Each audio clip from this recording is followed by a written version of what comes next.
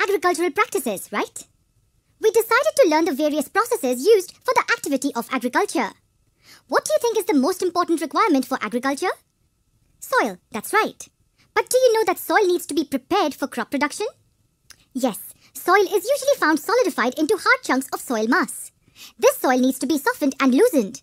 Why does soil need to be loosened up before cultivation? The answer is simple. Loose soil will allow more air to pass to the roots of the plants. This will in turn aid the growth of the plant, leading to good crop production. Do you know any natural agents that help this process? We usually refer to them as friends of the farmers. Yes, the answer is earthworms. They help loosen the soil and also in soil aeration. Do you know another advantage of loosening of the soil? It also helps the soil to retain water. It then leads to the growth of favorable microbes that help to produce humus in the soil. What exactly is humus? As we know, all living things die, their remains are decomposed and nutrients are returned back to the soil. The microbes help in this process of decomposition. This decomposed matter is rich in nutrients and is known as humus. It is what plants depend on for nutrition. Do you also know that loosening up of soil has yet another benefit? Plants mostly take nutrients from the top layers of soil and they are unable to go deeper into the soil. Loosening up the soil helps to turn the lower soil and makes it accessible to the plant.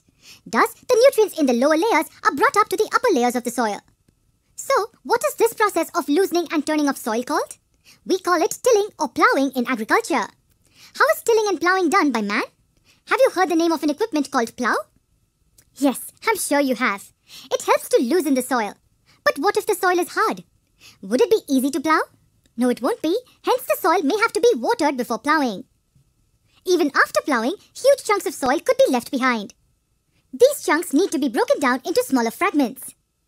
Soil also needs to be leveled so that the land is even and sowing of seeds can take place on this land. What if the soil has not regained its fertility? Do we add some manure to it? Yes, of course. Manure too can be added to make the soil fertile. Now let us look closely at the equipments that aid the process of tilling or ploughing the land. There are mainly 3 types of equipments used in the first stage of agriculture. A plough, hoe and a cultivator are the 3 major